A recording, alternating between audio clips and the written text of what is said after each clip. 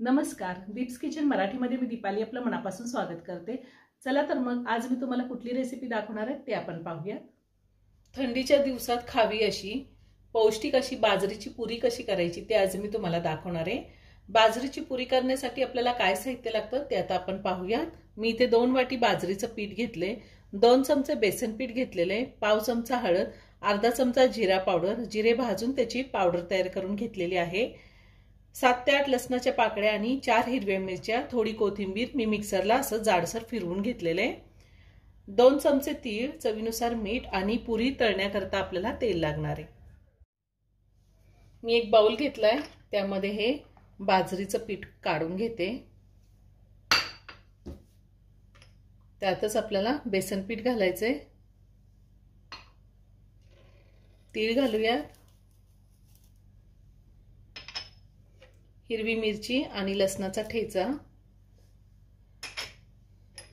जिरा powder, हळद आणि चवीनुसार मीठ घालायचे। आता थोडं थोडं पाणी घालून आपल्याला हे पीठ भिजवून घ्यायचे। आधी मी सगळं व्यवस्थित मिक्स करून घेते। पीठ आपल्याला घट्टच भिजवून घ्यायचे।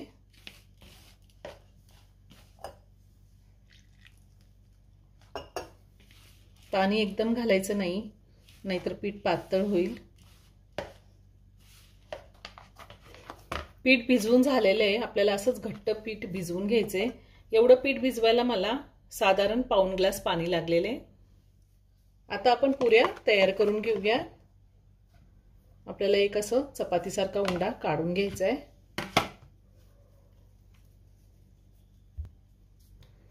आणि जशी चपाती लाटतो तसं आपल्याला लाटून घ्यायचं। मी बाजरीचं पीठ घेतलेले,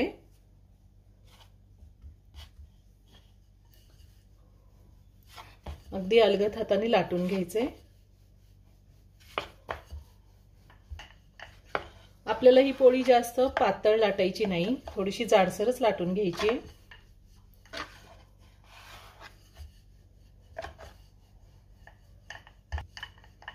मी अशी पोळी लाटून घेतलेली, हे पहा, जास्त जाडही नाही जास्त पातळही नाही। आता आपल्याला ह्याच्या पुऱ्या करून घ्यायच्या।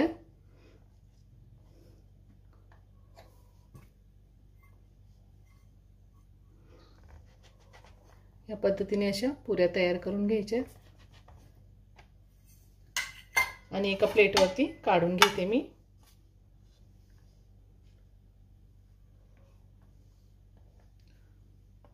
अशा सगळ्या पुऱ्या मी तयार करून घेते। आपल्या सगळ्या पुऱ्या तयार करून झालेल्या आहेत, आता आपण तळून घेऊया। मी कढईमध्ये तेल घेतलंय, तेल चांगलं तापलेलं आहे। आता आपण पुरी तळून घेऊया। तेल चांगलं तापून घ्यायचंय आणि त्यानंतर पुरी तळायची, म्हणजे पुऱ्या चांगल्या टम्म फुगतात।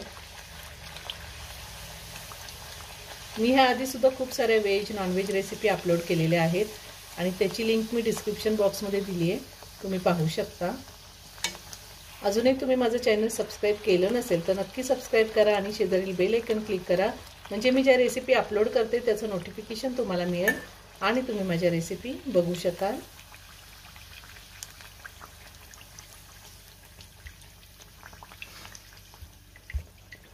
पुरी तळून झालेली आहे, मी काढून घेते। अशीच आपल्याला पुरी चांगली तळून घ्यायची आहे। ह्या पुऱ्या खायला खूप छान लागतात। आपण प्रवासासाठी पण ह्या पुऱ्या नेऊ शकतो, टिफिनसाठी सुद्धा बनवू शकतो किंवा नाश्त्यासाठी बनवल्या तरीही चालतात। 10 ते 12 दिवस ह्या पुऱ्या चांगल्या टिकतात।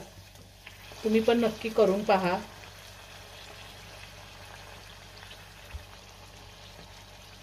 ही सुद्धा पुरी तळून झाली। ह्याच पद्धतीने मी राहिलेल्या सगळ्या पुऱ्या तळून घेणार आहे। खमंग खुसखुशीत अशा बाजरीच्या पुऱ्या तयार करून झालेल्या आहेत, खूप छान झाल्या आहेत। तुम्ही एकदा नक्की करून पहा। व्हिडिओ जर आवडला असेल तर व्हिडिओला लाईक आणि शेअर करायला विसरू नका। रेसिपी आवडली असेल तर कमेंट करून नक्की कळवा। पुन्हा भेटूया अशाच एका छानशा साध्या आणि सोप्या रेसिपी बरोबर। धन्यवाद।